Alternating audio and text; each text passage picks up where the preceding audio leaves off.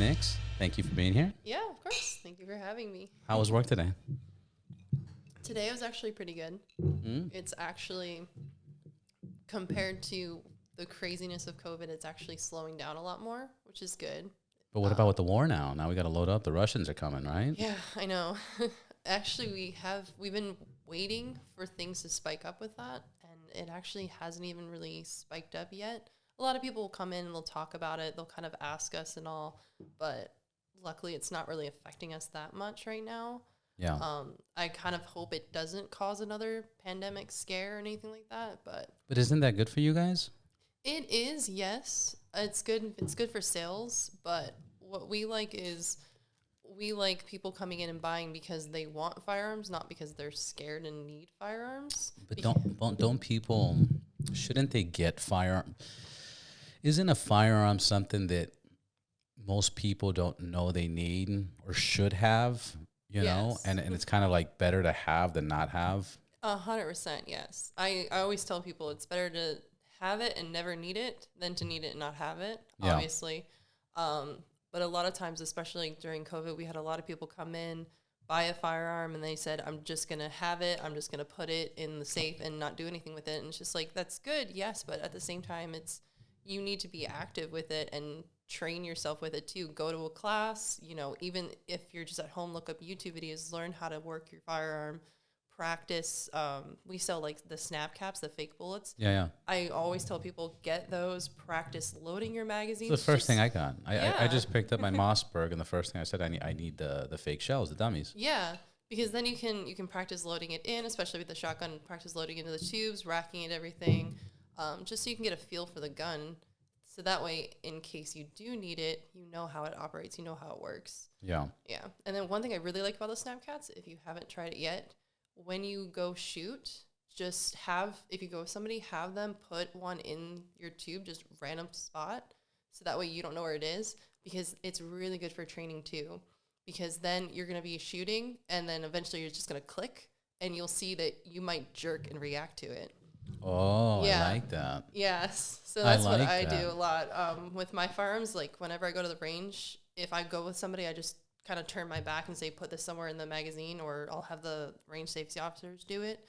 And every now and then, when I first started doing it, it was bad. I'm like everybody. Anticipating the shot. I'm already jolting. It clicks and I'm already jolting forward. I'm just like, well, that's why my shots are so wrong. I mean, it's got to be the number one issue, right? Mm-hmm. People, anticipating. Yeah. Because I remember at Guns Direct like 5 years ago, I was like, my Glock's acting out. And they're like, okay. And they put a fake bullet in there. I'll pull the trigger. I'm like, why are you moving your hand? It's like empty. I'm like, oh. Yeah. And you don't really realize it at first. And I've been shooting I've been shooting for a while now. Like I grew up with my dad hunting and everything. And when I have two older brothers too. So we grew up playing video games. We grew up hunting. We grew up like shooting bows and arrows. How old were you when you shot your first gun? I want to say probably 12 to 14-ish. Yeah. My dad did, the whole safety thing and everything. And basically I started shooting on obviously like Glocks, couple of like revolvers, stub nose revolvers and stuff like that. And I was always mad because my dad was so good at it. He was so like dead on, and my spacing's just everywhere. I can't shoot on target, stuff like that. And it's because I was just jolting, and he kept looking at me. He's just like, why are you scared? He's like, don't be scared of the firearm. The firearm's not going to do anything. Yeah. And so it's just after a while, you just have to get used to it. And even sometimes now, like I'll go shoot at the range and I'll notice like my hands are really shaky because I've had too much coffee or something like that. My hands are just really shaky. And even then it's going to be your accuracy is going to go down, because you just have to calm down and just know what you're doing and just relax, because the worst that's going to happen is, especially when you're ranged and you're in a safe space and you're in a safe area practicing and everything, you're doing everything safely, the worst that's going to happen is the recoil is just going to snap up a little bit more than you're anticipating. Right. And, if you're shooting a 9mm or a 380, it's not that bad of recoil. And I'll shoot like 45 and everything, and I absolutely love it. Like I'm better with a 45 than I am a 9mm. I don't know why. That's very strange. That's very strange. It's probably the gun, no? Would you say it's the gun, or overall you just feel more comfortable with the stronger caliber? I think it's a little bit of both. So usually the 45s I shoot are going to be like a 1911. So already then it's a better quality gun compared to like my Glock 19. Yeah.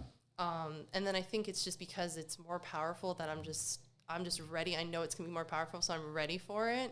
And I don't know, it's more fun too because Yeah, it's just bigger bang in your hand. This is I know this is so random. This is super random, but it's kind of like the same thing. When I go to the gym, when I'm bench pressing, I start off with 145, and that's fine. I'm okay with that. But when I add a 25, I struggle. And here's where it's weird. When I take that 25 and put two 45s, it feels more comfortable with two 45s than the 25. And I got a buddy of mine that always works out with me. He goes, it makes no sense. He goes, it's weird. Why? I don't know. I can't explain it. Yeah. You know, you would think that, the 25 is lighter. Yeah. But for some reason, it's just. It's probably just some mindset. You're just like, okay, it's more weight. I can do this. And you just kind of like get yourself ready for it. Something. Or it's like, fuck, after the 25, I have to hit the 45s, you know? But then it's like, oh, I'm at the 45s. Okay, I can stay here for a minute and you know, and just do it. But it's a mind fuck of how that works. Yeah, I've been telling people they need to practice. You know, we talked about this with Mike. You have to practice in your house, unload, reload. That nerves, if people, and a lot of people get that. If you're having that now, forget about it. If there's an emergency, like you have no right to almost pull out a gun if you're not going to use it or be ready, because if you don't use it, it's going to be used against you. Exactly. So, you know, that's why it's a priority, and these classes are amazing. One of the cool things that I learned about the classes is I didn't even realize, you know, with a handgun. Sorry about that. Let me close it.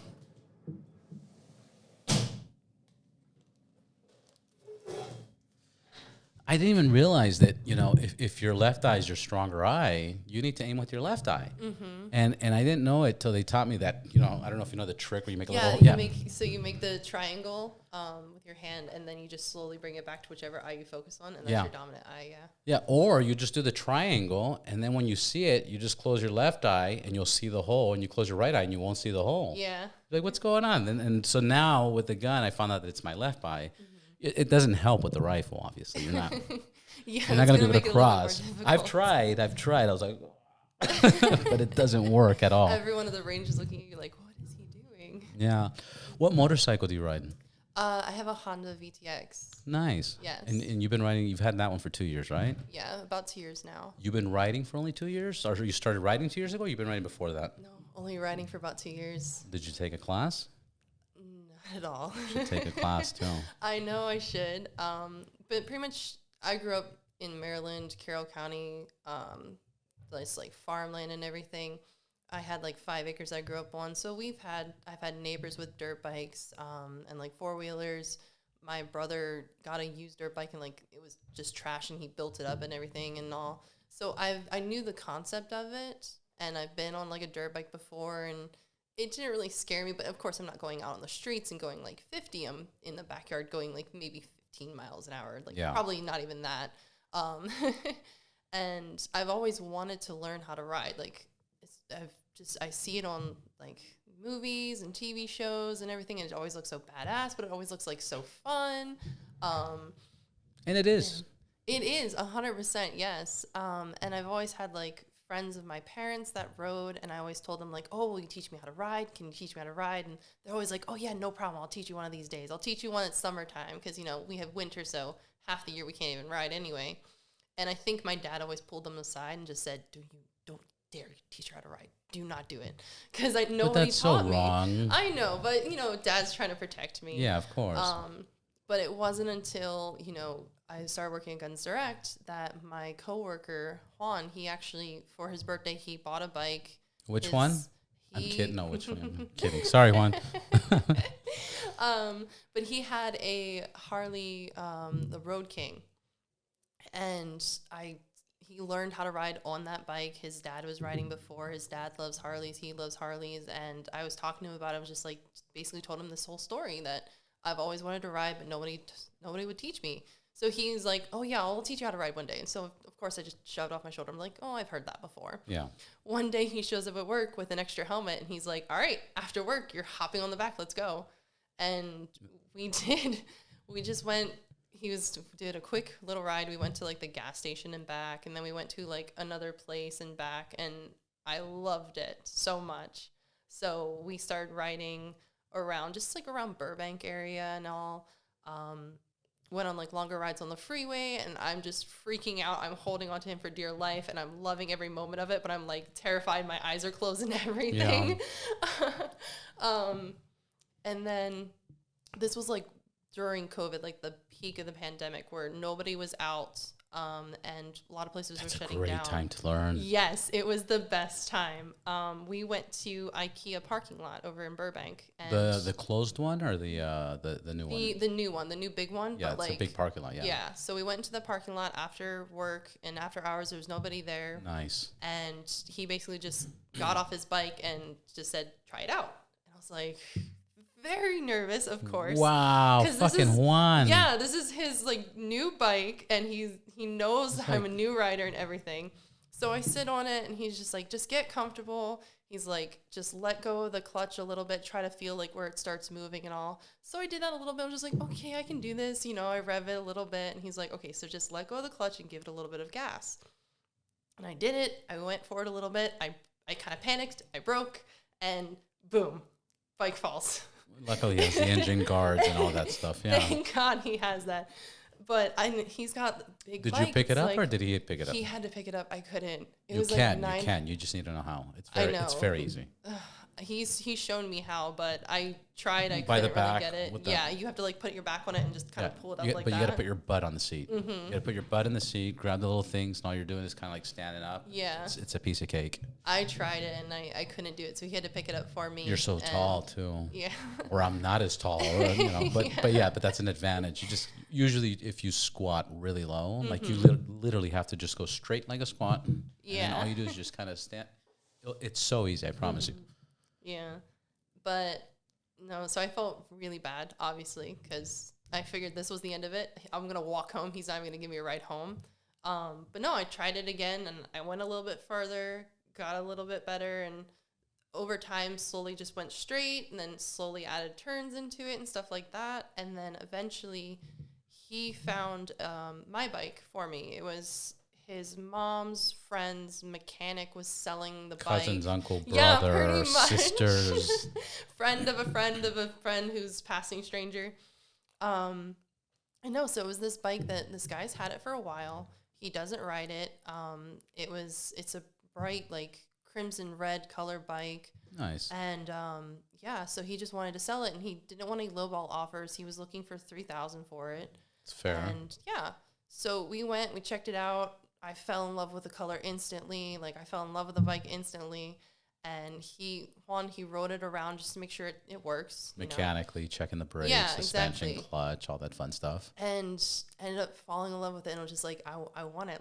Let's do it. I was like, screw it. Let's do it. I had the money. I was like, let's go for it. It's 2005. It had 3,500 miles on it, and he was only looking for 3,000.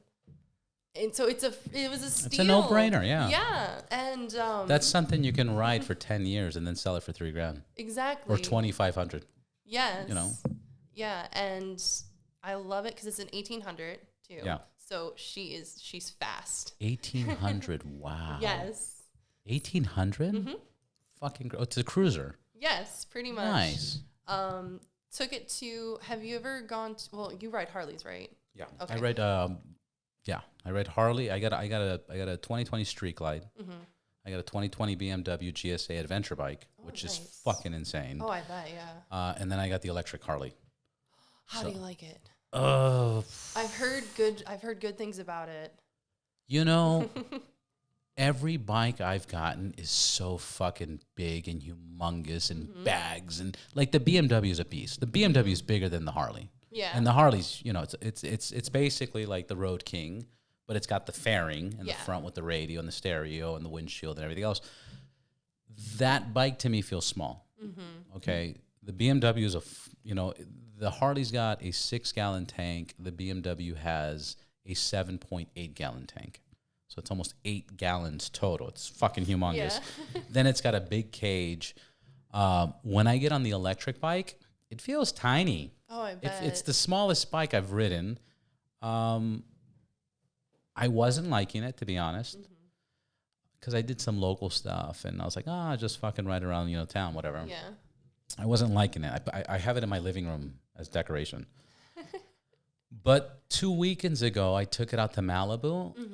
And as I rode further and further, I was like, fuck, this suspension's not. This shit, whole splitting lanes is even easier. I took it through the canyons. I was like, wow, this is fucking, the getup's amazing.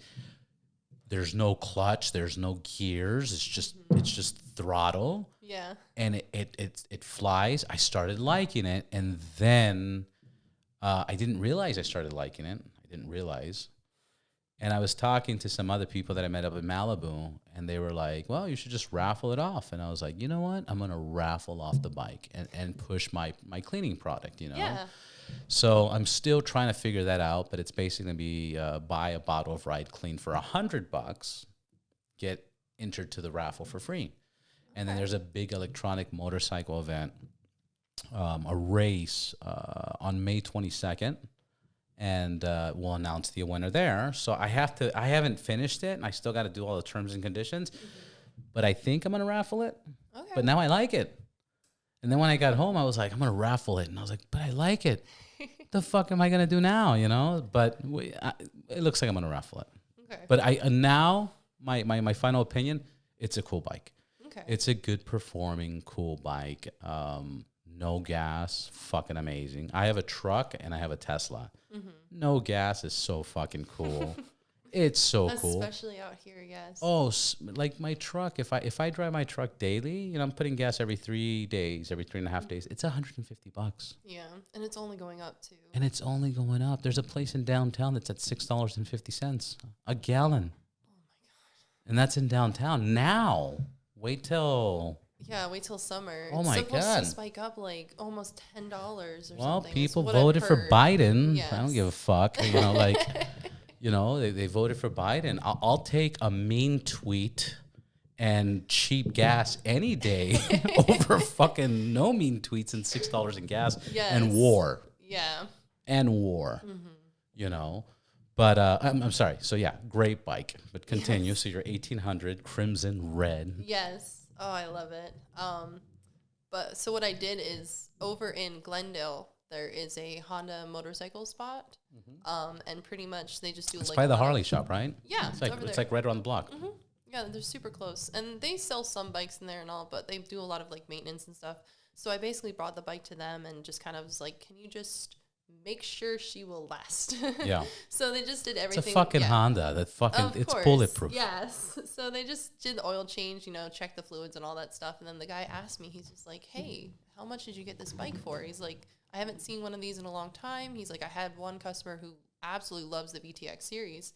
So I told him, I was just like, well, it's got 3,500 miles. I was like, I only paid $3,000 for it. And the guy looks at me like, he's like, what? Put this a little closer. Oh, sorry. You're good. The guy, he's like looking at me like, how did you find this? I was like, I don't know, through a friend of a friend. I was like, I guess I have a good deal. He's like, did you flash him or something? What's going on? Like, what the fuck is going on? Pretty much. He was like, everyone's so amazed by it. Mike told me to say that. I'm kidding. He did not tell me to say that. No, but he told you to call me Nicole. That's right. Oh. And I knew the sarcasm there, but then I was like, you weren't sure, yeah. I wasn't sure, yeah. It's an ongoing joke with work. So, because with Guns Who's Direct, Nicole? That's my legal name, obviously, yeah. But with all my paperwork at work, I have to do it under Nicole. But I go by Nick's, and I've been going by Nick's ever since I moved out here. Pretty fucking 7 gangster years too. Ago. Thank you. Where did Nick's come from? It's an old basketball nickname. Yeah? Yeah. I played with like the same girls and all. Like we all came up with nicknames for each other, and one of them just said Nick's, and I was just like, that's whatever, maybe. And then I moved out here, and I was just like, you know what? I was like, new me, new image. So I went blonde. I changed my name, and I was just like, I'm gonna make a name for myself, and that's kind of what I did. That's fucking awesome. Yeah, now Nick's has guns and crimson red Honda motorcycle. Now Nick's is even more badass. Next? All you got to do is like skydive into work daily. What the fuck. I've honestly never been skydiving. It's on my So bucket list. fucking I want cool. to. I want to go. So one of my favorite cities right now is Temecula. Mm-hmm. And the thing with Temecula is 5-6 years ago, Temecula is a boring little fucking bullshit town. Like, it's like, what the fuck are you going to do in Temecula? Mm-hmm. Well, it's developed and they got so much cool shit. You can literally go in a hot air balloon in the morning. I mean, you can go, they have wineries. Mm-hmm. My favorite winery is Dofo, and it's a motorcycle winery. Oh, So wow. it's just like this guy's sick and he loves motorcycles. Yeah. So he's been buying motorcycles for the last 50 years, and then he puts them on stands, and it looks like a fucking museum when you walk in there. Oh, wow. So you're looking at motorcycles and drinking wine. That's awesome. Fucking awesome. So you can literally drink wine all day, look at motorcycles, go in a hot air balloon, later go skydiving, play laser tag, go on a motorcycle adventure because they have the motorcycle camps out there where they do the training for off-roading with the BMWs. Okay. And then go to the casino and hopefully hit a jackpot, and fucking life's amazing. And I'm like, wow, this is such a cool... it's just like an adult, like, arcade town. It's an adult arcade town. Literally, I took a hot air balloon, and as we were going up, I was looking. I'm like, what the fuck is that? It looks like UFOs. They're like, no, it's skydivers with red smoke coming out of their fucking bodies. It's just... Oh, that's awesome. I was like, this is fucking insane. You know, it's a cool town. So if you go skydiving, go there. Now, when I went skydiving, I did it in Monterey in the Central Coast. Mm-hmm.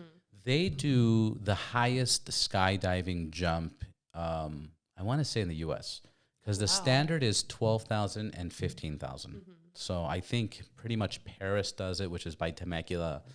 It's about 15,000 or 12,000. Okay. Monterey does 18,000. When I went jumping, we actually went 19,100. At 20,000, you're supposed to use oxygen tanks. Mm-hmm. So it's fucking awesome. It's awesome. Bet. I've had friends that have gone skydiving before, and I just didn't have the chance to go with them. And their faces and like their energy afterwards, it's like they just drank like so many energy drinks at once, like their adrenaline's pumping and everything. And I'm just like, crap, I should have gone with them. Yeah. Yeah, the first time I went, I was in San Jose, and I was partying with a friend of mine, and we were in San Francisco, and we met these chicks, and these chicks were like, we're going skydiving tomorrow. And we're like, that's cool. Want to go to the beach and drink? And they're like, yeah, we'll go to the beach and drink. So then we brought them from San Francisco to Santa Cruz County because they were going to skydive in Monterey. And we had fun. We just had fun on the beach and drinking and partying and dancing. And this is, obviously when I was much younger. And we stayed up all night. Now it's like 7 a.m. We're getting breakfast. I'm calling a bunch of friends of mine like, fuck it, guys, wake up. Let's go skydiving. They're like, get the fuck out of here. I'm not even awake yet, right? We went over there, and then that trip, I mean, I had like a carton of cigarettes. We were smoking because we were on no fucking sleep. Yeah. Next thing you know, I'm like drunk, drinking. I'm at the fucking airfield, I'm like, what the hell? And yay! All of a sudden, I'm on a plane. And it got real. Shit got fucking real. You're flying, and then you're getting strapped onto somebody. Mm-hmm. And right before we jump, there's a sign. It says, don't do it. Just to fuck with you. Why not, right? Don't do it. It's too late now. You're in the plane. Don't do it. And you're already at the door, right? Yeah. And you don't even have a say, except like, hold on to yourself and maybe not hold on to yourself, but like you're holding. And then you jump. That's it. All your buzz, drunk, everything goes away. I bet. It's a rush. You're going, I want to say like anywhere from 180 to 190 miles an hour with somebody on your back and with a little tracer parachute slowing you down. And then the parachute kicks up. And then it's just peace. And it's just a beautiful view. And it's the fucking greatest thing in the world. Oh, I bet. I did it 3 times. I kind of regret it because if you do it once and you love it, instead of spending money to do it 2 more times, it's just better to just do the training so you can do it solo. Okay. But I ended up doing 3 times tandem. Yeah. Which was stupid because for that price, I could have just done it. Yeah, because isn't you have to do like a certain number before you can go solo if you don't. In do the Monterey training? back then, it was $1,500, so I was paying $380 per jump. Okay. So imagine I did it 3 times; it's almost $1,000. Yeah. For $1,500, you get 6 jumps. The first 4 is with 2 people, And then the fifth one, it's with one person, like next to you. And then the sixth to the eighth one is by yourself. And then you're set. Then you're set. Then you're certified. Then you go skydiving whenever the plane goes up and you could just jump. Yeah. And I was like, fuck, why didn't I do that? Yeah, that's definitely worth it then at that point. I mean, there was a 2-year gap, but you have to try it. Yeah. You have to try it. And Temecula's an hour and a half away. Yeah, that's nothing. It's nothing. They got especially great on the wineries. bike. Yeah. Like literally, you can convince the Guns Direct. Is that a franchise or it's privately owned? No, it's privately owned. Yeah, you could totally convince like the owner and be like, let's do like a trip for everybody. Go to the winery and then do like some people can choose balloons or some people could do skydiving, and they have package deals. It can be what is it, like a work retreat, like a employee confidence building kind of thing. Yeah. And then, whatever. If there's somebody you don't like, I don't know. I didn't say anything. I'm just saying if there's somebody, you don't invite him skydiving. That's kind of where I'm going at with the whole thing. No, it's funny, though. My coworker, Juan, we constantly been joking about trying to make a, Guns Direct biker gang kind of thing. Nice. Because that'd be a scary gang. It'd be awesome, though. Both the bosses, they've kind of talked about getting a bike. They've kind of joked with it and all, but every time they joke about it, we're just like, do it. Let's go. Let's do it. Let's do it. And they're just like, oh, no, the missus doesn't want us to. I don't want to. I'm just like, oh, no excuses. Let's do this.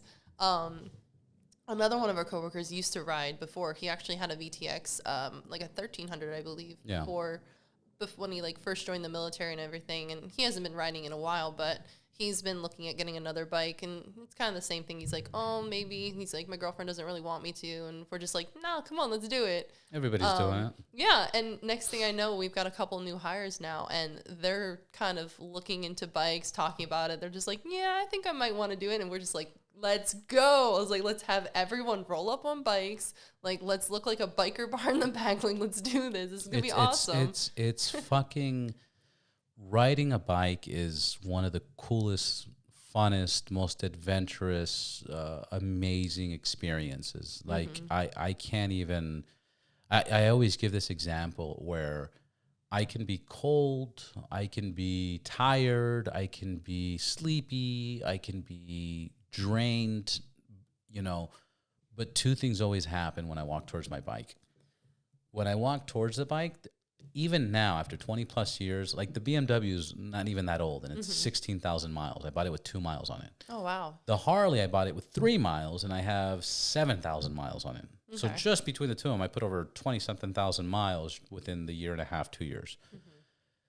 Every time I walk up to my bikes, there's a little bit of a fear. Always. Yeah. Always. I'm like, what the fuck am I doing? This is such a bad idea. I can't believe I'm still doing this. I mean, I got away with it for this long. What the fuck am I doing? But the moment I turn on the bike and I feel that motor, everything goes away. I'm not sleepy. I'm not tired. I'm not, whatever I'm feeling, the fear goes away. There's no fucking fear. And I'm so fucking alert. I'm so in the fucking zone. I'm looking at mirrors and tires and angles and fucking I get split through there and that piece of shit's not looking. Why is she putting on her fucking makeup and what do they fucking argue? I gotta get away from and it's like you're so in the fucking zone. Yes, and exactly. I can't I'm explaining it. I can't say I can't explain it. And I just fucking did. And if you don't get it, fuck you. But it's something it's not good enough. It's something that you have to experience. Yes, 100%. And I tell people all the time, just like a gun, you have to train. You have to take classes. You have to take safety courses. You have to take advanced classes. Because I've known people that have ridden for 15, 20 years, and guess what? They don't really ride, and then they'll take a course, and they'll be like, oh. Yeah. And here's the deal. 90% of accidents, it's rider error. It's fucking rider error. I probably said that 1 billion times, but it's rider error. Yeah. I know, to be honest, in my experience, it's probably 98% rider error. There's 3 accidents out of 40 or 50 that I know of that it was a fucking crate, like the one that I was telling you. Yeah. That it's just so out of your, But then you don't fucking know. I got my brother's son in Miami. His friend just died in a car accident. Oh goodness. Yeah, and he was 20-something years old. So it's like, My grandfather always used to say, he goes, the only requirement to die is to be alive, Yeah. because anything could happen. I think motorcycles are awesome. I would recommend it for everybody. Yes. At least to try it. At least to try it. I think I'm just making you. I don't know if you know this, but 78.35 of statistics are made up. You know, if I was to make up a statistic, I think more than 70% of the world rides scooters and motorcycles. I was in India. Everybody was on a fucking scooter. Yeah. You had I saw 5 people on a scooter. A mother holding the baby. Oh my gosh. The 5-year-old in the front, the dad holding, the kids sitting. It's a big transportation. South America, everybody rides motorcycle. Yeah, it's So- a lot easier too there. This is my 2 cents on motorcycles. It would be ride aggressive, ride fucking aggressive. Don't go past your limits. No, of course. Don't go past the limits of the bike. Don't go past your limits. But ride aggressive. Yeah. Because if you don't, it's like if you're going to split lanes and do it as fast as you can to get away from those 2 cars. Exactly. Some people get stuck there, you know. And what happens is people, I don't know if you know this, they're kind of pieces of shit. They're fucking pieces of shit. You don't say. Yeah, well, let me tell you. And here's the deal. If they see you coming aggressively, they move the fuck out of the way. This motherfucker's crazy. Like I look like a lunatic on my Harley or BMW. Like, people move the fuck out of the way. But if I'm cruising, I'm just being kind of nice, and people see me coming, no, you can't pass me. People start closing off. Yes. People make it difficult. And this is what I mean about going aggressive, because you kind of need to force your way through them, like, get the fuck out of my, you know, and then get past them. Because if you don't do that, they're going to fuck you up. Yeah. They're going to fuck you up. And that's where people get stuck in those situations. And then practice, and then take a class. Every 5 years, take a class. Yeah.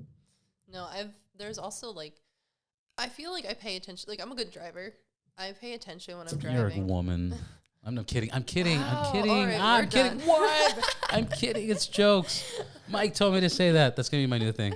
That's the name of this episode. Mike told me to say that. Oh my I'm gosh. kidding. You're going to get him in so much trouble now. Oh, I'm going to see so him again. much. I'm going to smack him. You should. But no, like, I'm a good driver. I pay attention. But I've noticed ever since I started riding, I've been paying more attention, like, and especially my driving, I've gotten a lot better because I pay more attention, especially when I'm on the freeways and stuff. Like, I'm looking for bikes. If I'm in, like, the carpool lane or the fast lane, I'm constantly making sure I'm over more so there's enough room. Just because, and I'm in a small car too. I'm not like in a freaking SUV. I'm in a small car, but even then, I'm just like, I want to make sure they're good. Yeah. You're But, alert. Yeah.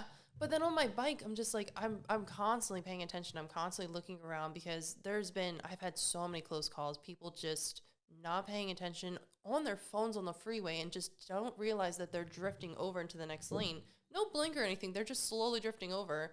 And I have to just rev bomb them real fast. And, like, again, like you said, be aggressive and just get out of there, which is why I'm glad I have a fast bike, because I can get out of situations really quickly. But there's so many people now I see on their phones. And, like, I'm not talking about, like, they're at a red light and they're just like, it's like the light turns green, they start going, and they haven't even looked up yet. And I'm just kind of sitting there looking. I'm like, what are you doing? You know what's worse than that? Prius drivers. Fucking Prius drivers. I swear, if I had like $100 every time I said fucking Prius, I wouldn't be rich, but I'd have like thousands and thousands of dollars, because I think I ran into this conversation with Mike, and I've had this thought for a while, like, for fucking Prius. I've been in traffic. I'm like, what the fuck is going on? It's like 12. There shouldn't be any traffic, and I'm cutting lanes, just splitting. And when I get It's 90%, it's a fucking, and it's so fucking bad that I came up with like a thought of what's happening. This is my thought. My thought about these fucking Prius drivers is that there's like a fucking whole computer screen or something in front of them, and it shows how much gas they're saving by pushing the pedal like this, and it's probably even like a video game where you get like a fucking score, and just keep fucking sorry, not this speed, you know, and you they're do just too much, and it like starts yelling at you, be like, "You're not in eco mode anymore." Yeah, exactly. You're what the fuck? Eco regular mode, eco mode. And I think they're so caught up on that they're not even fucking paying attention, because it's absurd how many fucking times I see a fucking Prius, driving like a shitbag. Yeah. That's the worst. And texting and driving's worse. Yes. They said texting and driving is worse than shit. It's worse than drinking and driving. I can see it, because I don't condone any of it, obviously. But like, if you're gonna drink some, like, I've gone to a bar and I've had like a drink and then I drive home, and at that point it's just like, okay, I know I drank, I'm gonna be safe, and I'm gonna like keep my eyes on the road.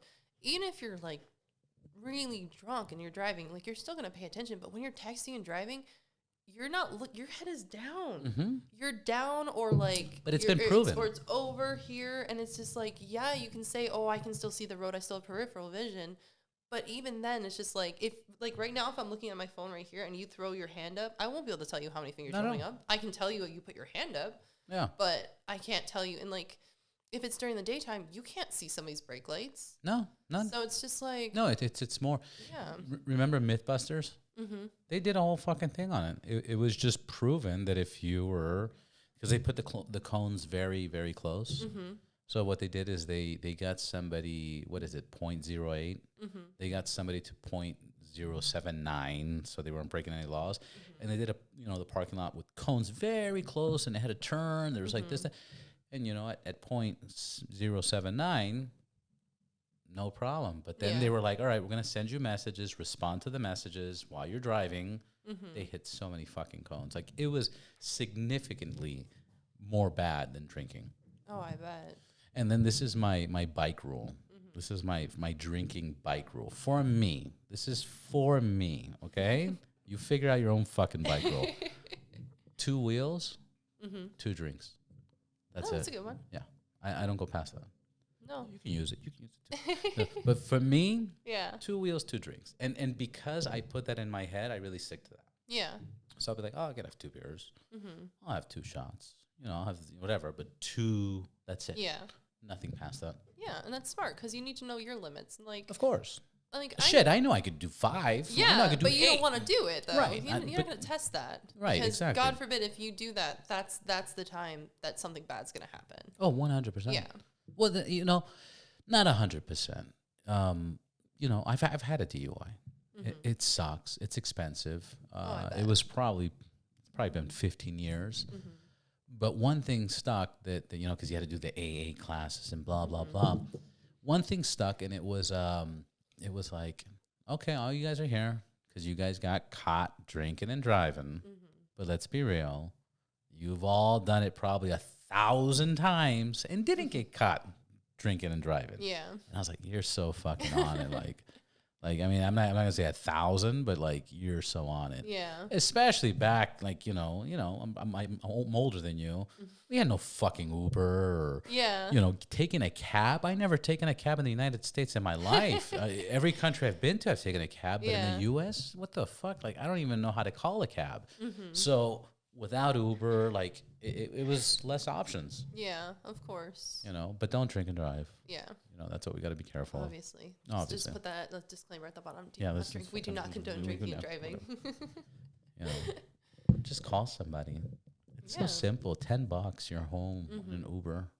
No, what my parents always taught me. So my parents, they're social drinkers. Like, I grew up realizing and knowing that it's okay to drink as long as, one, you know your limits, obviously, but my parents always set some rules too. So if we went out to dinner, my dad had pretty much the same thing. He had 2 drinks and that was it. As soon as he had his 3rd drink, as soon as he ordered his 3rd drink, keys went to someone else. Yeah. So keys went to mom. If mom was drinking, God, they loved it once us kids could start driving, but we couldn't drink yet. Right. Because then my dad's just like, well, perfect. I'm going to have 5 drinks and he's going to drive home. So, but yeah, I grew up like knowing all that. So I grew up knowing like, okay, your limits. Yeah, your limits. You got to know like what you can handle, and you got to know also that mom and dad it's not a bad thing. And my parents always told me, like, especially high school and everything, because of course, you're gonna drink in high school. Who, Yeah, of course. Who didn't drink in high school? What? Who didn't go to high school What? parties Not and get me. shit-faced? But my parents always told me, they're like, if you need help, they're like, you call. We don't care how late it is. We don't care how fucked up you are. You call us. We come get you. Yeah. And that's great parenting. Yeah. And luckily, I never had to do that because I was always like at a friend's house. You know, I could always just that's be great in a parenting safe spot. because I can tell you, I don't want to say the complete opposite, but I can totally tell you, you know, I came, you know, it was just my mom. My father wasn't around, and it's not that she was strict. Like, she did welcome. She did like the fact that, you know, if I was going to drink or do something, just kind of have people over instead. But there was also this fear factor of, like, if I was out already and drinking, like, that's the last person I wanted to know because of the disappointment, and there was a big fear factor. And she never encouraged me to call her up. And when you just look back on it, you're like, fuck, that's so crazy. It's such a bad thing to do with children because, you know, my friends and I, we would go like to a liquor store and we would like ask strangers, hey, mister, will you buy us beers? And, you know, fucking, hey, you know, like, it's so fucked up, you know? Yeah. And you get into these situations, and luckily, you know, nothing bad ever happened, but it's like you're just setting up yourself to fail so quickly. And you know, parenting should be communicative. And do you know Jordan Peterson? It doesn't ring a bell, no. He's a great, I don't even know how to describe him, public speaker, philosopher. I think he might be a doctor or something. But everything he talks about is amazing. And he had this little thing that I think applies to this conversation. It was don't interrupt, like, your children, like when you have babies and kids growing up, don't interrupt them when they're doing dangerous things safely. You know, so if like they're climbing something, but they're safely, don't flip out or prevent them from doing that, because that's where they learn. You know what I mean? Yeah. You know, and that's kind of showing trust, and you're communicating. Yeah. And I've always said something similar. Is you just said it from a professional. It's like, fuck, I've been saying this whole time. You know, I have 2 kids, and I try not to flip out because they'll do crazy shit, and people are like, they're climbing. It's like, it's okay. Yeah. Don't that scream you just did is what's gonna fucking throw them off, and they're gonna fall. Yeah. You know, and people don't get that. And that trust that your parents created with you about calming no matter how fucked up you are or whatever your fucked up situation, that's fucking genius. Yeah. That's smart because... Yeah, because my parents, they grew up in that's a time so East Coast thing. You guys don't do that out here? But no, here it's like, if you're fucked up, I'm going to kick your ass, you know? Like, it's like the opposite. Yeah.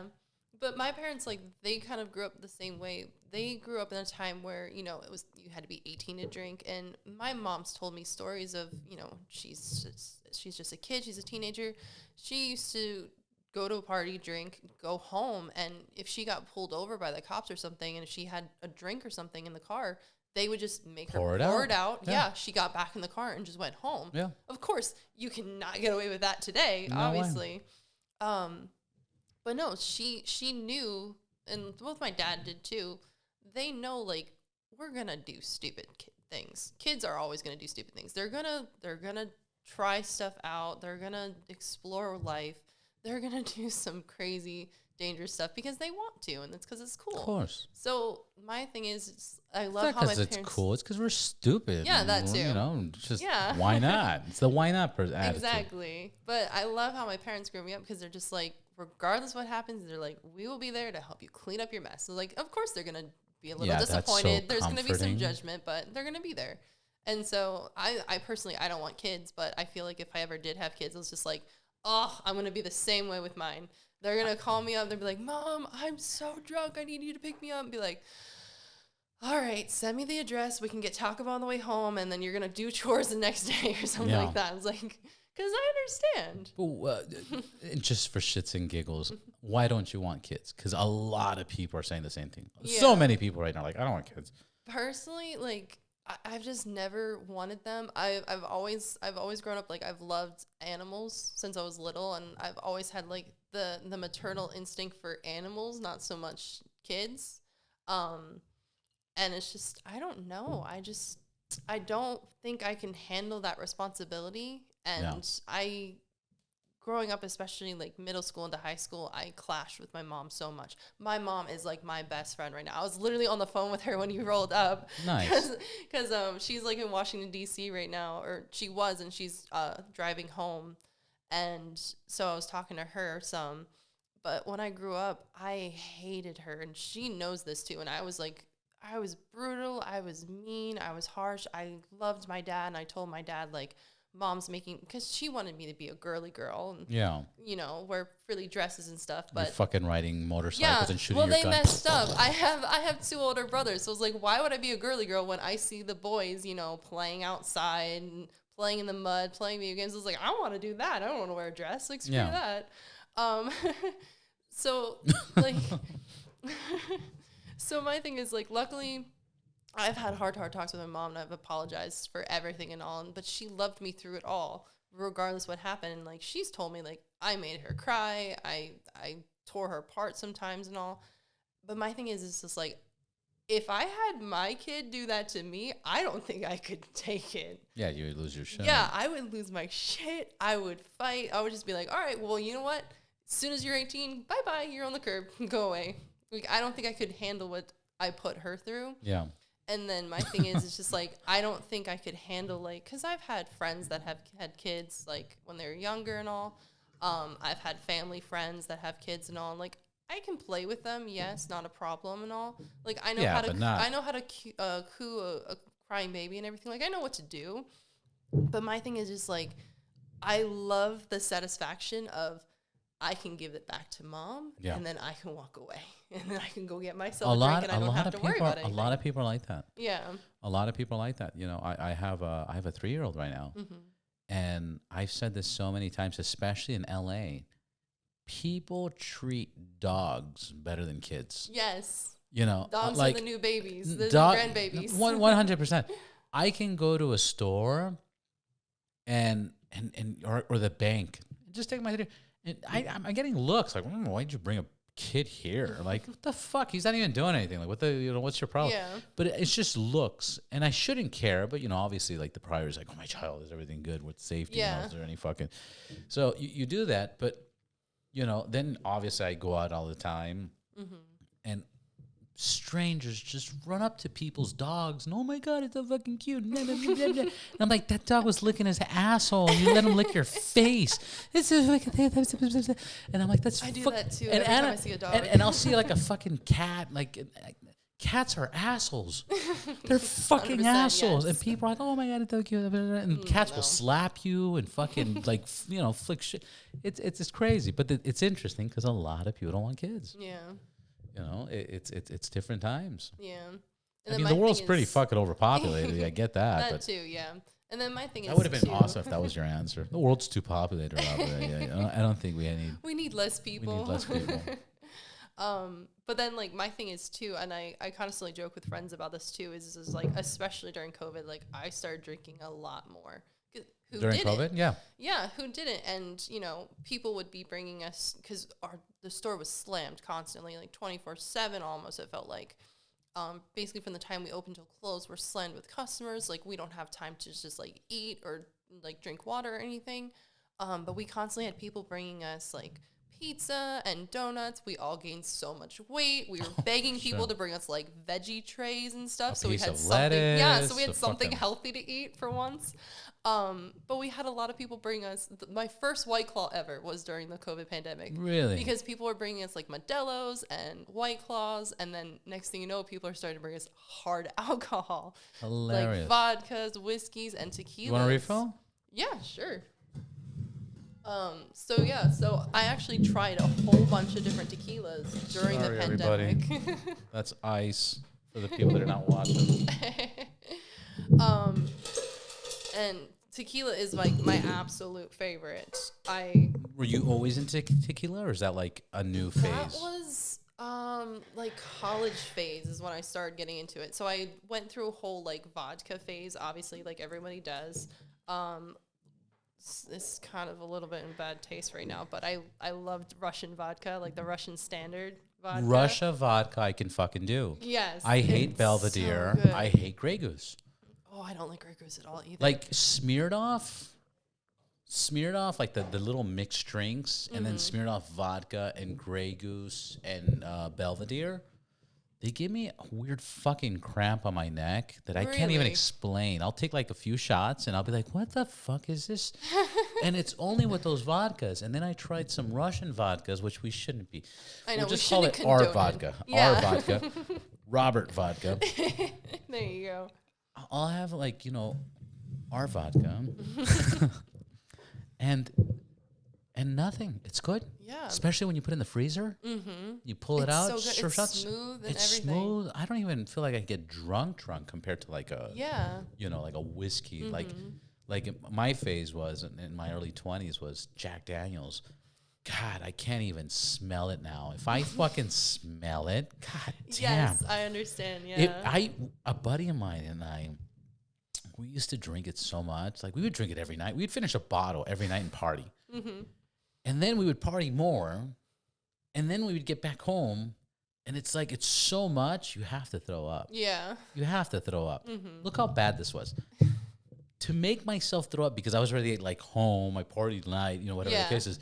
Now it's like, I gotta get this out of my system. How can I get this out of my system? I know. I'll serve myself a big shot of Jack Daniels. Oh, God. So imagine at the 3 a.m., 4 a.m. that you're just like, if I touch alcohol, that's it. Run to the back. I'd be like, yo, Romo, here's your shot. Here's my shot. We got to get out of our system. This is bad for us. We have to. We're doing this for our health. We would drink that shot, like the nastiest fucking shot, and just throw it up, because it was better than like keeping it in your system. But I can't even smell Jack Daniels right now. I can't do it. No, I know. That was such a bad story. Why'd you get that out of me? I feel you, because I've had parties like that. It was Jack Daniels like original, and then like the honey. Oh, I can't even try. What is that? If I smell the honey one, it just sends me back to like in some random person's house that I just met, like in their bathroom, just hunched over. Like that's what I get an image of every time I smell honey, and I'm just like, ah. So it wasn't. I don't remember it being bad. It had like a smoother, like sweeter taste to it. So like if you didn't like Jack Daniels, like that was kind of your like stepping stone into it. Of course. But I can't do it anymore. Fun fact, the last time I've been like pretty shit face, I was in Maryland. Really? Yeah. I was staying, I went to Washington, D.C. This was just a few years ago. Okay. For Donald Trump was president. Okay. Donald Trump, when life was good and housing was affordable and gas prices were awesome and there was no wars. Everybody was working. Everybody was in peace.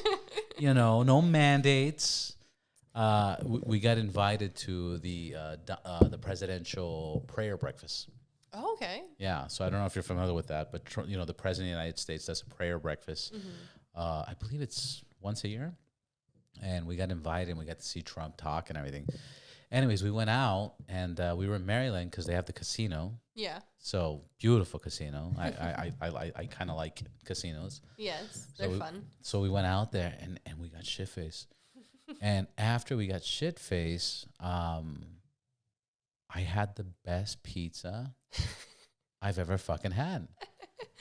And it was so fucking good. I did a Google review. Was it good or was it you were just drunk? No, it was the best fucking pizza I've ever had. Like literally, it was better than like even New York pizzas and stuff. And it was so good. And I took the drunkest picture of the fucking pizza, okay? And I did a Google review. And I just got a notice, like maybe a few months ago, the thing's like at 750,000 views of a fucking pizza that I was drunk and like, this is the best pizza. I don't know. That sounds like Donald Trump right now. This is the best pizza. It's the greatest. It's huge. See what? It was the fucking best. It was great. Yeah. But Maryland's cool. I mean, how was it growing up there? I loved it. So I was I grew up in northern Strip Maryland. clubs are way better than the California strip clubs. Sorry. Well, I wouldn't know that one. Yeah. I know. No, so I grew up in northern Maryland, like right by the Pennsylvania line. So have you heard of Gettysburg? You know, the whole Civil War and everything. You know, it's been in a couple of history books. What's a Civil War? I don't know. We might course. have one soon. Yeah. So I grew up like that was like my backyard basically. So I grew up there, you know, gorgeous summers, you know, yes, it's hot, yes, it's humid. Some summers it's like 90% humidity and you go outside and you feel like you're drowning or something. Yeah. Beautiful winters too. Like, yeah, we have a lot of like sleet and ice and everything, but You get all 4 seasons. Yeah, we got all 4 seasons and it was great. Absolutely loved it. You know, grew up kind The of again, city's old school, nice Yes. buildings everywhere. 100%. Like I grew up like my mom worked at Johns Hopkins Hospital down in Baltimore. So we used to go down to Baltimore, like old Baltimore, you know, and just kind of go see everything, you know. We'd go down to the International Harbor, you know, down to the aquarium and stuff like that, the big science center down there. Like I had so many field trips that would go down into Baltimore. There's so much to do. There is, and it's so beautiful. There's so much rich history and culture there. What history? Kidding. Unfortunately, the downside is I'll get a little political. Obviously, it's a city, and certain people became in charge of the city, and now it's starting to get messed up. And before I knew it, like, I remember looking back, and just my parents were just like, we're never going down to Baltimore. You know, my mom would take the metro, and even then she had to stop taking the metro and just drive into the city all the time because even the metro wasn't safe all the time. And my dad hated it when my mom would take me to work with her every now and then because it's just like it's not a safe city anymore. And it's just like this was part of like my childhood. Like I remember going down here and just like it was like magical, like lit up at night. Like it felt like Disneyland. Like I've never been to Disneyland at that point, but it felt like it. It just felt magical. And then it just started going to crap. And now I'm out here in LA and I'm just like, holy crap, it's like all the cities are the same now. All the cities are the same. Yeah. All like I can't. It's interesting because you know I've always been in LA, but it's interesting to me because the whole world comes to LA, and I'm like, what the fuck are you gonna see this? Hollywood and Highlands garbage. Hollywood sucks. West Hollywood sucks. The streets are fucked up. Yeah. It's overpriced. The food's not that great. What the fuck are you? The Wax Museum on Hollywood? Yes. It sucks, guys. It's not worth it. It's not worth it. No. What the fuck are you going to do here? The beach, it's not worth it. It's cold. You can't even swim in it. You know, it sucks. Yeah. I don't know. I mean, here's how I describe it. I like LA. I like it. I like this table. I like LA. I love California, and I've lived and traveled everywhere in California. I love California. I like LA. LA is like the least coolest thing to see here. 100%. Beverly Hills is cool. Yeah. For a day. Palm Springs for a day. But when you start like even on a motorcycle ride, like if you once you put your Guns Direct motorcycle gang together, if you ride from LA to Santa Cruz, but if you go up PCH, because you can go up to 5 and it's just faster, it's like 5 hours. Yeah, okay? but it's not a good view. There's no view. No. But if you go up PCH, it's 8 hours. Yeah. It's 3 more hours. It is the most beautiful ride you'll ever fucking take. Oh, 100%. Once you get past Santa Barbara, you're like, this doesn't even look like the United States. This looks like, this is beautiful. Like California's beautiful. Yeah. Everything is, you can get to anything in an hour and a half in the sense of if you want mountains, if you want snow, if you want desert, if you want beach, whatever you want, within an hour and a half, you can get it. That's what California offers. But LA is such a shithole. Yes. Like there's. Yeah. I was in Dubai a couple years ago, And after being there for like 3 weeks, when I got back to fucking LA, as I'm flying in, I'm looking at LA. I go, this looks like a fucking village. Like a village full of traffic and overpriced like huts. like what the fuck? And then once you land and you're driving, the streets are all fucked up. Yes. Like what the fuck? And the buildings are all worse old. on the bike too. Oh, it's terrible. Yeah, if you don't have your suspension set up or anything, that's the first thing I change on my bikes is suspensions. Yeah. That's the first thing. Then it's exhaust. Then it's bars. Suspension first, then exhaust. But bars is kind of important, depending on the bike. Like on a street glide, you got to change your bars like immediately. I'm not a fan of the bars on the Road King either because they have the beach bars, so you're kind of wide. Yeah. The street glide has it a little bit more inner, but it bends my wrist. I'm like, this is such a weird fucking position. And I'm not even a big guy. Like I'm like, so I changed the bars, but yeah, it blows me away. How many people fly to LA and get to Hollywood and Highland? Like, what's their thought process when they see that? They're like, this is it. And what's funny is my mom loves reading and she loves history and everything. She goes, Robert, like, 50, 60 years ago, like Hollywood was nothing. Yeah. Nothing, zero.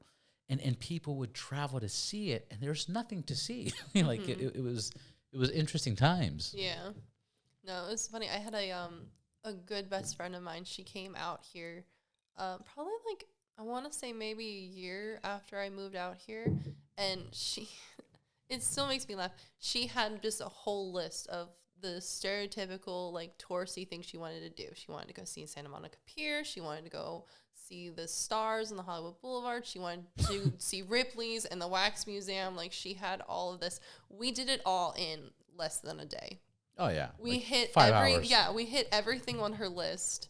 And she, like by the time we were done, I was just like, all right, do you want to go get food? Like you want to go back to my place after this? And she's like, well, wait. And she's looking, we did it all. I'm just like, yeah. She's like, I thought it would be bigger. And she's like, she thought Hollywood Walk. She thought that was going to be bigger. Yeah. And it's like, it's maybe 2 blocks. Yeah. Block and a half. Yeah.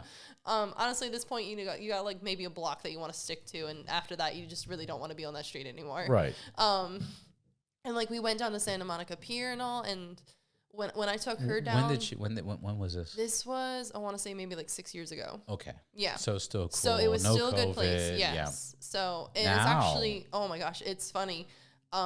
In the past, like, I want to say maybe 2-year time span, I've had my oldest brother come out.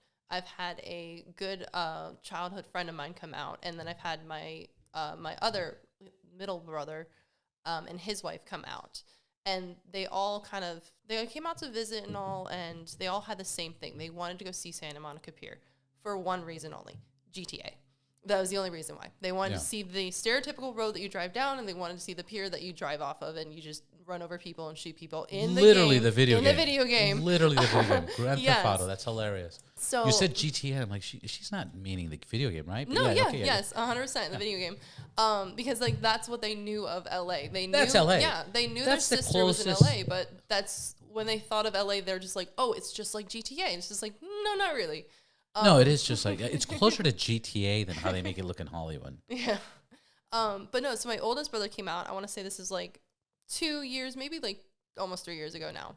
We went down to Santa Monica. We did the stereotypical thing. We walked the boulevard. We walked all around. We walked on the beach. Promenade. We went underneath. Yeah. And it was nice. We got food down like there. I think we went to like Stout Burger or something. We got food and everything. That I took him to the airport. And he was like, this is nice. Stout I like Burger, it. not In-N-Out? No. Okay, I was done with In-N-Out at that point because every meal was In-N-Out with him. So I was like, okay, let's get something else. Let's get a different kind of burger this time. So when he came out, it wasn't too bad. It wasn't that dirty and all. It wasn't that crowded either because we went during the weekday, during the day. My childhood friend, he came out and visited. And this was probably more of like 2 years ago, probably like a year and a half ago now. And, you know, now you're starting to see like, okay, it was a little bit more crowded. We went at nighttime too. It was a little bit more crowded.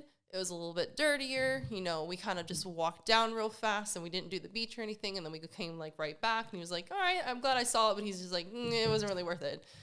Then recently, other brother and sister-in-law came out and we did the same stereotypical. We walked all the way down to the pier and we got to the top of the pier and they're just looking at it and they're just like crowded. It looks so dirty. There's so many homeless people around. Everybody's wearing masks. And they're just like, they just kind of looked at me and they're like, do we have to walk down? I'm just like, you guys wanted to go? Let's go. We walked down and the whole time I'm just like, and of course they're both cops too over on the East Coast. So the whole time, like they're just people watching too, because that's what they have to do, of course. And then the whole time I can just see them, like they don't want to be there. Like, and then we finally get back to the car and they're just like, that was not worth it. I was just like, so it's funny, over like 2-3 years, I have taken people, and that's the only time I go down to Santa Monica anymore, but I've taken people with me, and it's going downhill so much now. And COVID didn't help because it's not, people lost it's jobs, not now. almost increased, everything. Yeah, it's not now. It's always been like that. Mm-hmm. It's always been like that. It's just kind of like, let me tell you something. I can take you parts of this city that you will be fucking terrified. Oh, I bet. You think you've seen LA? I can take you in parts of this town that you will be fucking terrified. I'm talking about like it looks like a movie fucking set. You know, there, like when you go to Highland Park, okay, it's like an industrial center. Mm-hmm. It's fucking shady and crazy. I had to go to Long Beach, and I was using Waze, and Waze is like, you know, I have Waze on like the fastest route. Yeah, of so course. Waze is like, there's traffic, bro. If you want the fastest route, sign this disclaimer. Approve the app. We're not responsible for your vehicle or your life. Or anything. I'm on a motorcycle, and it's literally taking me from this industrial, like, crazy section. I mean, all the people are good. It's just the surroundings are so fucking shitty. Yeah. And it's just bad. It took me from Highland Park to Long Beach through the streets. And I'm talking about, I went from like a Mexican fucking neighborhood with gangbangers and this, that. I'm Cuban. I'm Latin, you know? Like, yeah. But like, this was like the other man. And like, you know, the fucking essays and the fucking, you know, tank tops and the tattoos. Yeah. Hey, fool, you know, nice bike. And I'm like, and then you go to the Salvadorian neighborhood and you're like, what the fuck? And like crazy. The cars change, the scenery changes, the houses change, everything. Then you go into the black neighborhoods, and I mean, it looks like a fucking movie. It looks like a fucking movie. You know, people doing deals on the street, people walking around, people watching you, people, you know, fucking seeing. Yeah. And it was like 30 minutes of going, you know, through the streets of this craziness. Like if I should film it. I should film it because you would lose your mind. You'd be like, this is not real. It's not real. But LA is fucking insane. And yet I love it. Yeah. I don't know why. There's been sometimes like I've gone kind of like downtown and all. It's like downtown is good. Yeah, compared to what I'm telling you. Yes, downtown's 100%. Actually, I probably wouldn't be caught where you were. Let me tell you, downtown when I was growing up, downtown LA, after 6 o'clock, you couldn't go there. And if you went there, you went to all your fucking neighbors and said, I'm going to downtown. Oh, we're coming with you. And you would go to downtown with like 2 cars packed with people just so you're kind of like safe. Yeah. Because downtown, like in the fucking 90s, was ridiculous. Yeah. Ridiculous. It was crazy. Downtown now, I walk there. There's fucking girls wearing bikinis walking their dogs next to homeless people. I'm like, what the fuck are you doing?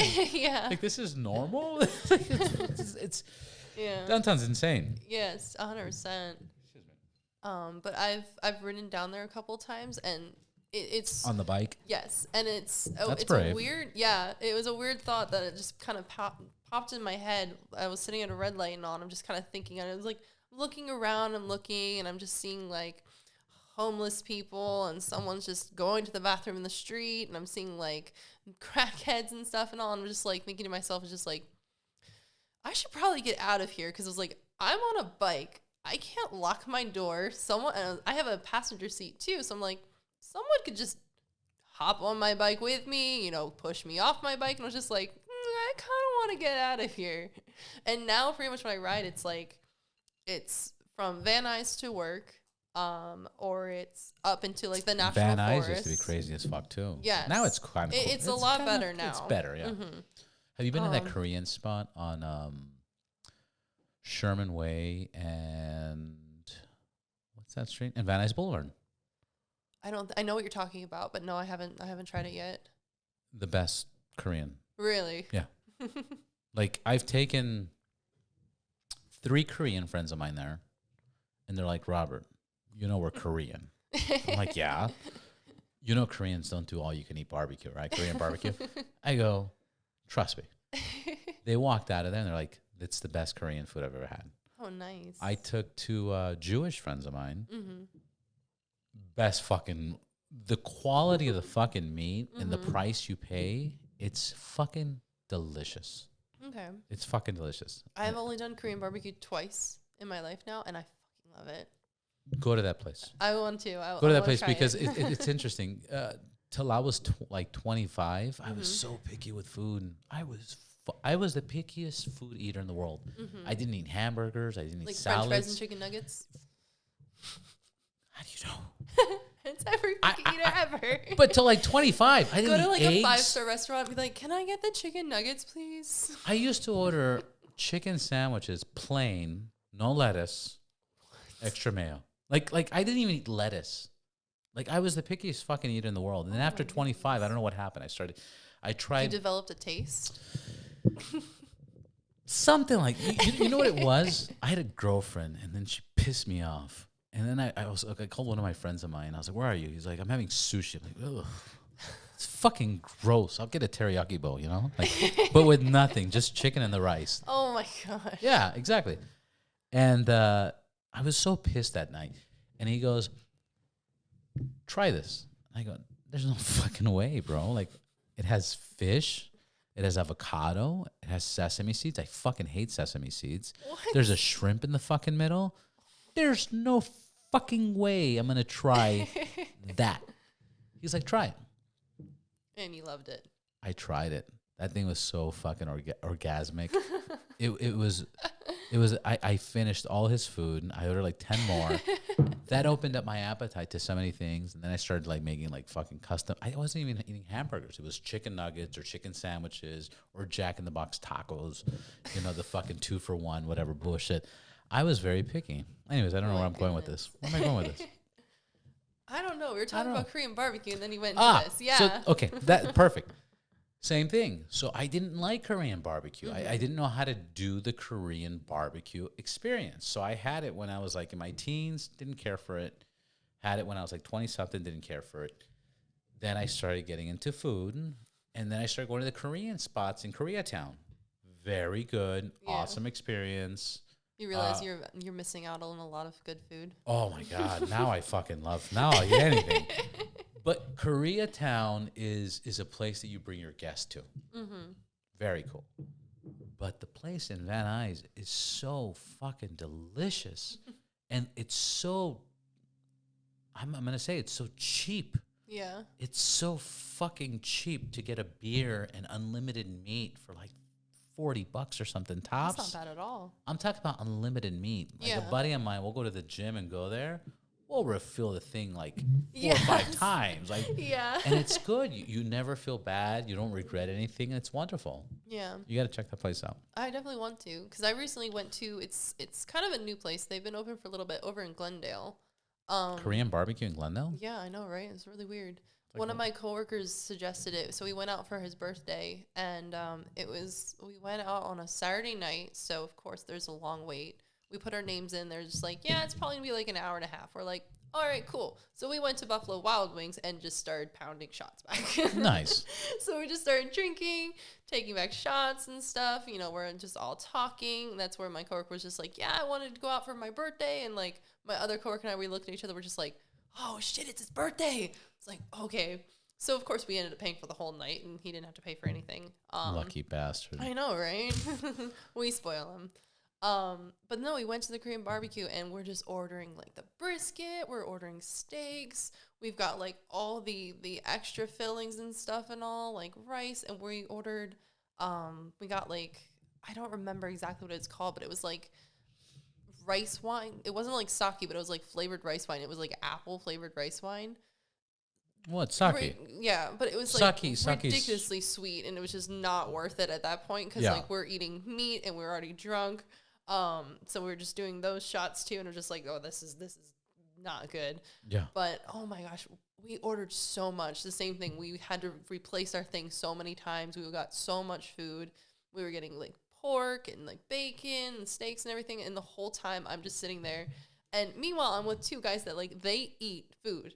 And I want to say I eat food, but like at the same time, it's just like my stomach can't keep up. And I'm just like trying to keep up with these guys. And I'm just like, I'm like sitting back. I've got to undo my belt a couple of buckles. I'm just like, I was like, holy crap. And the guy's just like, hey, we're going to order more food. I'm just like, good luck. I was like, okay, I can do this.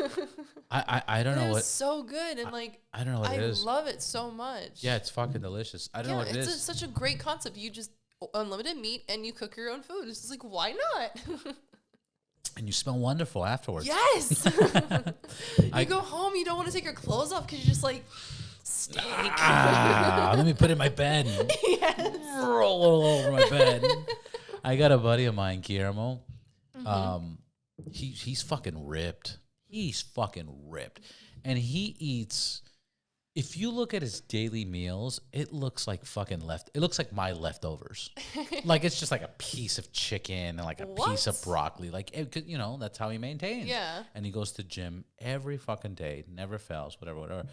But when we go eat Korean barbecue, I don't know where the fuck the food goes.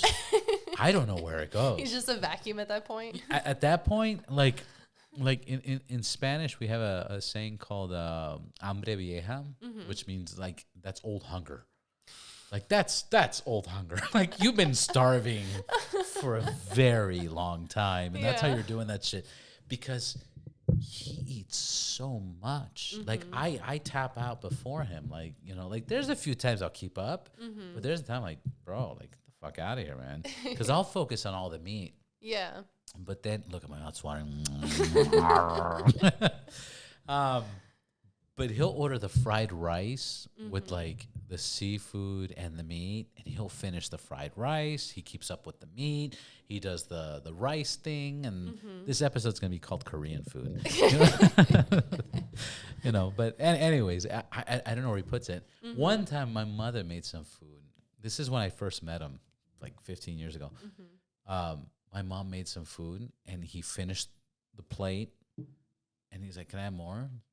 I was like, oh, okay, that's fucking a lot of food, sir, stranger, or whatever. He ate 3 plates, and she's like, I don't know where he puts the fucking food. He eats, and I'll tell you one more story that's crazy. My friend owns a restaurant, and his parents own a restaurant. And again, this was back in the days. They have, like, unlimited food, like gourmet Mexican, authentic food. And this was in the Central Coast. And my friend, he would eat a plate. I'm talking about a fucking crazy plate. He would like beans, rice, everything. Beans, rice, tortillas, fucking lettuce, salads, fucking shrimps, everything. He ate 3 plates. Holy crap. On the 3rd plate, he finished half of it. And he's like, I'm going to go to the bathroom. He goes to the bathroom, and just to fuck with him, we threw a bunch of food on his plate. Like, there's no way, right? Yeah. So, like, fucking. So he comes back drunk, fucked up, and he finishes the whole fucking plate. He fills up for a 4th plate. We're like, what? He goes to the bathroom. We're like, let's just. We throw a bunch of shit on there, and he finished the fucking 4th plate. It was fucking insane. I don't know where he puts it. I wouldn't be able to do that. I don't know where nobody would. Yeah. Nobody would. That's the fucking crazy thing. He's just like a chipmunk. He just got like it in his cheeks. No, not even there. I have no idea where it was. Like it's like where the fuck is he keeping the food? Okay. Anyways, back to guns. What's your favorite gun? Oh my gosh. What's the favorite gun you own, and what would be your dream gun? So favorite gun I own right now is I want to take my phone out and show you a picture of it. Can I do it? Okay. I want to see it. Because it's... So it is a Spikes Tactical AR-15 that I built up completely. I have a Spike Tactical AR-15 that I fucking love. I bought from you guys when you first had it. Which one? The Crusader. The Crusade. Oh, that's a good one. Yeah. Oh my God. Do I not have a photo of it? That's embarrassing. Oh my God, that is. You want me to send you a picture of mine and you can just okay. I'm kidding. Here it is. It's such a good brand. So, let me explain things first. So, disclaimer. I bought the lower. I bought an upper from my boss, and then I slowly just for my listeners, because I have a few people that are going to get into guns. What do you mean a lower and an upper? And so pretty much when it comes to like the gun that you bought it as a full rifle. Correct. You can buy just AR lowers, which is just the stripped lower part. You can buy it like as where a the trigger's at. Yes, where all the pieces go into. Basically, you can buy it as a strip lower, you can buy a completed lower, or you can buy a full rifle. If you buy a strip lower, now you are in charge of everything that goes inside of it. So you can build it up, customize it any way you want. So that's what I did. So I bought a Spikes Tactical one, and Spikes Tactical makes a bunch of different like colored specific ones. There's one that's called a unicorn, and it has a unicorn on it. I seen it. And so I bought that one. And it's on so in front of the trigger on where you put the magazine, it shows the unicorn, right? Yes. Yeah. So I've always wanted that one because I wanted to build up the most stupid, ridiculous looking AR ever. So I got that and I built it all up. I put like really good parts in it, like rain and talon safety selectors, a really heavy duty spikes trigger. And then I bought an upper from my boss because he had a spikes upper because I was like, well, I just want to make it all spikes. Like I want to make it like really good. It's a great brand. Yeah, it is. I absolutely love them. And they've been around for 5 years, if that or something like that. Yeah, but they're really good quality. A lot of like the Crusaders, like really good quality rifle. I love my Crusader. It's a good one. Do you know why they made that gun, real quick? I don't know the exact reason behind it. Okay, so check this out, just real quick. Okay. Before we finish off with your unicorn, they made. I love this story. They made the Crusader because it has a Bible verse, and it has it has a Christian cross on it. They made it because a Muslim will never pick up that gun because of that cross and because of that Bible verse to kill a Christian. Really, a Muslim will never pick it up. Correct. That's one of the reasons. And I was like, that's what? awesome. Like somebody won't pick this gun up to kill a Christian? That's awesome. An American? Like, fuck it. Like, especially like during the whole thing.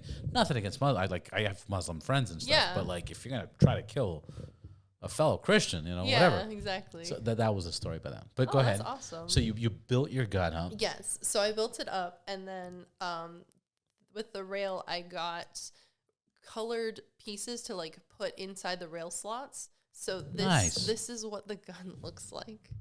It's rainbow because it's a unicorn, and then I have a flip up. Awesome. Yeah, and I have a flip up like front sight, and I painted it to be blue, and I put clouds on it. It's a standard. So it's a full rainbow. That's the standard sight, right? Yeah, so it's gonna be standard flip up sight. This is awesome. Yeah, I love your optics too. Thank you. So and your release is fucking cool. Yeah, I painted a couple things on it. Is it a takedown? Like where you break it in half to take the thing out? Yes. Yeah, that's cool. Yes, mine too. That's California compliant. Yes, that's so cool. It's 100% California compliant. Because you live here, right? It has to be. Yes, of course. That's fucking awesome. So I had a really good customer of our store. Spike Tactical is awesome. It is. I love it. He took me to Safe Oak Tree. Space. Yes. So it's safe space. Safe space. It's safe space, and then for semi-automatic, it's triggered, and then for like it has a fully automatic section, but you cannot make it fully automatic. Right, because it's obvious. But on the fully automatic, it says libtard. Libtard? Yes, it says libtard. That's fucking dope. So pretty much the idea behind it was I wanted to build up an AR that was going to confuse and piss off people. Yeah. Because it's rainbow. It's flashy. It's pretty. Fucking gun's gay, but it's cool. But it's a gun. And it's better than mine. Yeah. So I had a buddy take me What a over difference to, from my Christian gun yes, to like yes, exactly. your rapist unicorn gun. Like what? Yeah. So I went to Oak Tree probably Yeah. like a month and a half ago. Just Yeah, went over with here a by friend. Yeah, up in New 5 Hall. North, yeah, Newhall. Went with a friend, shot his AK and everything and all. Took my gun, shot it a couple times. I have gone the next day. I was like, okay, I really need to soup up my gun. And I was talking to this guy. His name's Kevin Richardson. He shoots a lot of AKs and all. Like, he really knows his stuff. He does competition shooting. So basically, I'm just like, I need you to guide me into making a really good gun. And so he's helping me out and all. The next day, I bought 1,000 rounds of 5.56, and I usually am off work on Wednesdays. So every Wednesday, I went back to the range for like an hour or two, just to shoot a little bit, and slowly upgraded everything into that firearm And tune it up. Yeah. As you go. So now I have a CRT stock, so it locks in place. I have a K2 grip, so it's a nice like Magpul grip in stock. I have a silicone buffer spring in it. I have a King Shot hydraulic buffer in it. The red dot's an EOTech, one of the older ones, so it takes like AA batteries instead of like those like watch batteries. Watch batteries, yeah. Yeah, Mine's so it's a lot battery. easier to switch out the batteries and all. But it's bigger now, but whatever. I like it. I just put a vortex magnifier on it. Holy fuck. And then I'm not even done. And then I put a hyper tap muzzle brake on it. So pretty much what all of this means is that gun looks absolutely ridiculous every time I take it to the range. Well, first off, I get looks because I'm a girl showing up to the range with this colorful colorful monster. Yes, it's a beautiful gun. It's pretty. It always gets looks, and like anytime someone's like, "Oh, I like your colors on your gun," I tell them, "Shoot it." Like they're like, "No, I don't want to shoot your gun." I'm just like, "Shoot it. Shoot the gun. Go for it." And every time I get the same reaction, they're all amazed. There's no recoil on it. At this point, there's no recoil. If you stand next to it, there's a big gas burst from the muzzle brake. So it sucks to stand next to it, but when you're shooting it, it's amazing. It's sighted into 100 yards, and it's absolutely flawless. And you're so fucking proud of it. I am, and I've been working on this too. So there's this range safety officer up there. His name's Alex, and he was like my guinea pig for pretty much this whole time doing this. He's gonna be like, I'm not a guinea pig. Yes, you are, Alex. Yeah, pretty much. Now you know. Is. So every time I went there, I shot it, and I was kind of like saying like, oh, I'm having issues with this. Oh, I don't like this. Don't like this. And I let him shoot it too to see if it's me, if I'm nitpicking it, or if he's noticing it too. And the whole time he's just like, yeah, I can hear it. It doesn't really bother me and all. I'm just like, okay, well, it's bothering me. Yeah. So I just slowly upgraded it. And the last time I took it Wednesday, I let him shoot it again. I'm just like, I think I'm done with it. And he shoots it, and he just has this smile on his face. And he's just like, this is a pretty badass gun. You're fucking crazy. Pretty much. So. And then it's funny because like he asked me, he's like, okay, because I pretty much told him, I was like, okay, this gun's done now. And he's like, well, what's next? I was just like, I don't know. I was like, I have another AR. I was just like, I don't think I want to do this again though. Because I put a lot of money into that one, but that sounds like a fucking like $5,000, $8,000 build. Probably not. Probably more around the $5,000. But it sounds like it. It sounds like it. Well, somebody works at a gun store and they get fucking good deals and discounts and get the fuck out of here. It sounds like a fucking $7,500 gun. Not quite like that. It's badass now, and so I absolutely love it. So like when people tell me like, or when people ask me like, oh, what do you do? Because I'll post up on my social media and like my Instagram and all that I'm going to the range, and people ask me like, why are you going to the range every week? Are you just sick? Like, I was just like, well, first off, you should say ex-boyfriend. I'm kidding. But I was just like, well, first off, I already bought the ammo, so I have to shoot it. Right. It's either I shoot it now or I shoot it later, but why not shoot it now? Duh. And then I tell people, it's just like, I go and I just change one thing at a time. And I like it because I changed one thing, and then now I get to see like what one simple change, what it does to the gun and how it upgrades the gun, how it makes things better. And then, and then I talk to my friend Kevin too, and I'm just like, I'll talk to him like, oh, I'm having this issue. And so he'll explain things too and all. And he'll just be like, oh yeah, well, I've used this one before. Like you should try it out and stuff like that. And I've tried a couple things with his guns too. And I'm just like, absolutely just every single time he tells me he gets something, I'm just like, you know what? At this point, I don't care. I'm buying. Just buy. I'll buy it. I install it, and I'm just like, oh, I love this. Are you installing everything? Yeah. You change all the springs. You take part. Nice. Yeah. So I'm actually at Guns Direct. I'm a manager, but I'm also an armor as well. So I built up my own guns, and I've built up other people's guns. I have customers that come in, and they're just like, they'll have like simple things like they want to switch out a stock or something like that, and then a couple of other ones, there's just like they have full things they want to switch out completely.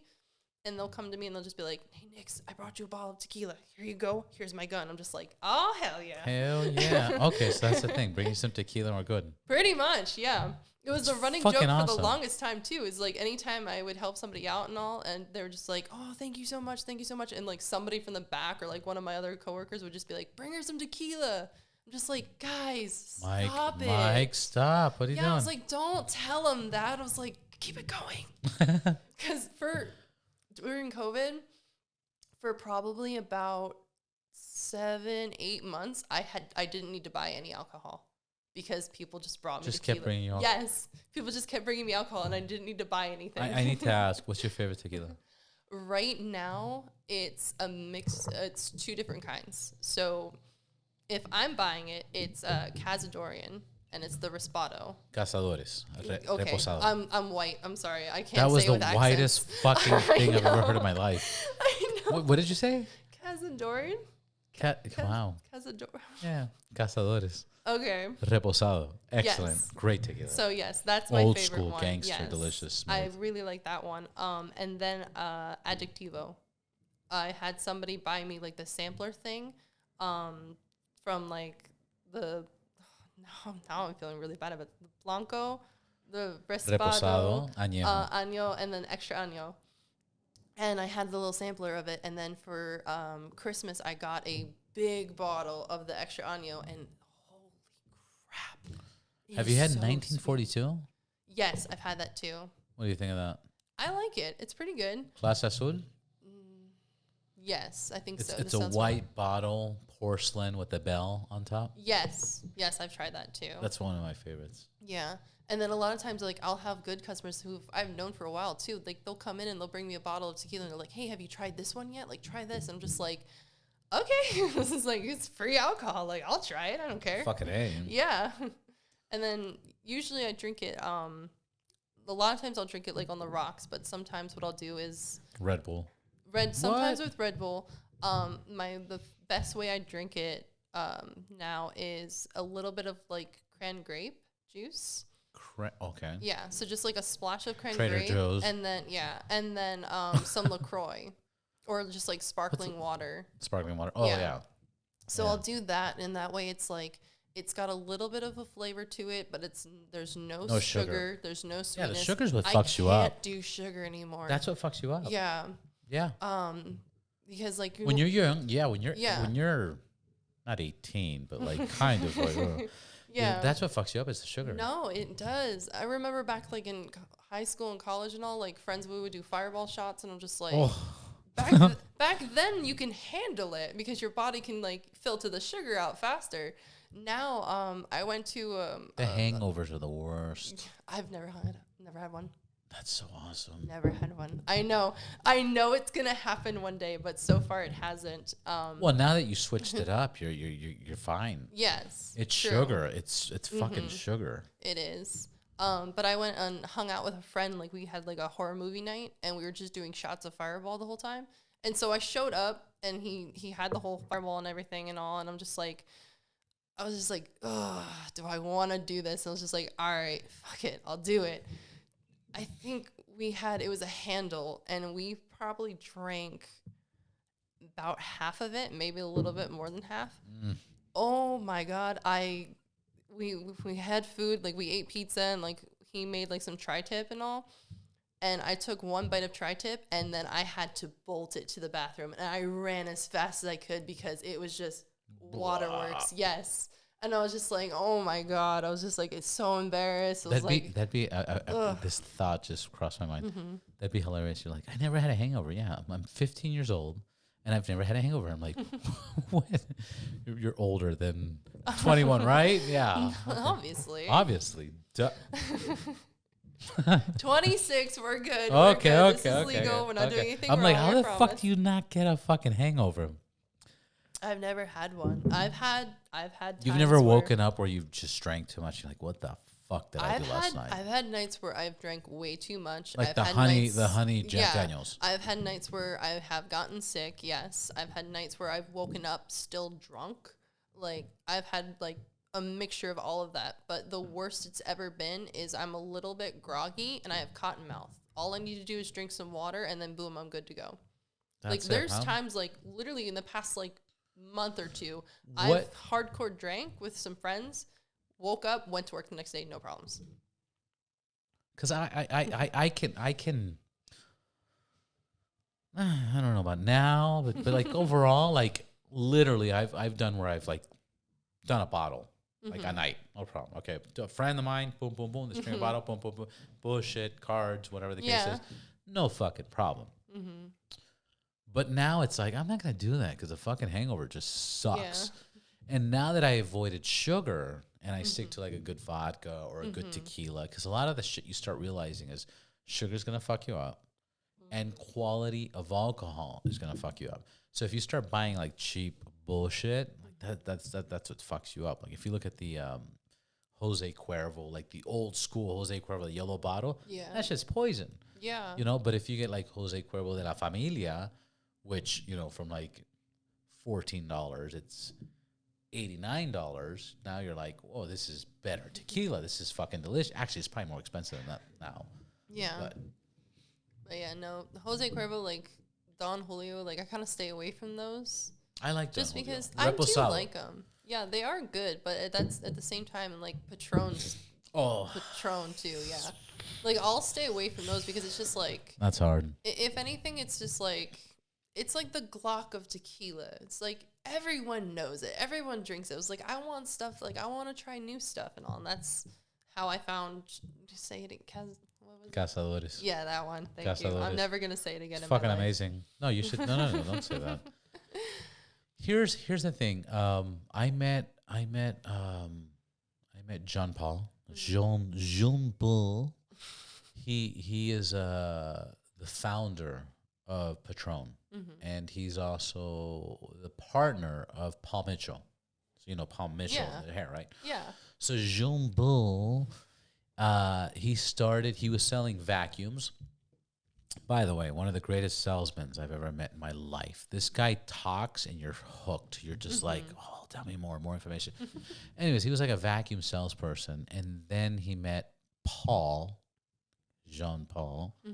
And Paul was a stylist, and they came up with the fucking chemistry, and they did the whole thing. And he's telling you the fucking story, and Universal Studios, and a P.O. box, and blah, blah, blah. And he went to salon and knocked on each door, and blah, blah, blah, blah, blah. And success. They made it, right? But then he came up with Patron. And the way that he was doing Patron was he had a worker coming to his house, and they were installing Spanish tile on his roof. And they were importing it from Mexico. And he tells the guy, the contractor, he goes, hey, man, next time you go to Mexico, bring me the best fucking tequila. This is 1986. You know, so all they have is Jose Cuervo Gold, which is fucking gasoline. Yeah. It's disgusting. He goes, find me the best tequila you can find, and maybe we'll do something. And they found the farm and blah, blah, blah.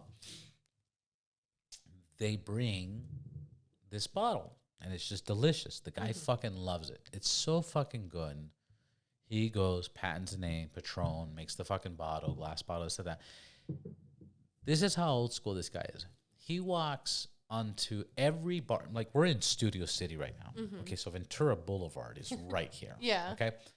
He walks all of Ventura Boulevard from Universal Studios, I think, all the way to like fucking Woodland Hills. Jeez. And goes to every bar. He buys a shot. He says, I want to order your best tequila shot. One for you, one for me. Cheers. Ding. Here, cheers. Okay, drink up. He would pull out a briefcase. He would pull out his bottle of Patron, serve a shot. All right, let's take another shot. Cheers. They would take it, and the bartenders would be like, holy fuck, this is tequila? This is the smoothest thing I've ever had. Back then. Yeah. Back fucking then. And it was the smoothest fucking thing in the world. And the only reason I'm bringing up this story is because we're talking about tequila and good tasting stuff and blah, blah. But what's interesting, because I went to Pepperdine, and he came into our class and was telling us this story, and it was so inspiring. But what's amazing is that Patron grew the fastest, and it became that number one thing, like the Glock, like, Yeah. Mike's like a Glock, everybody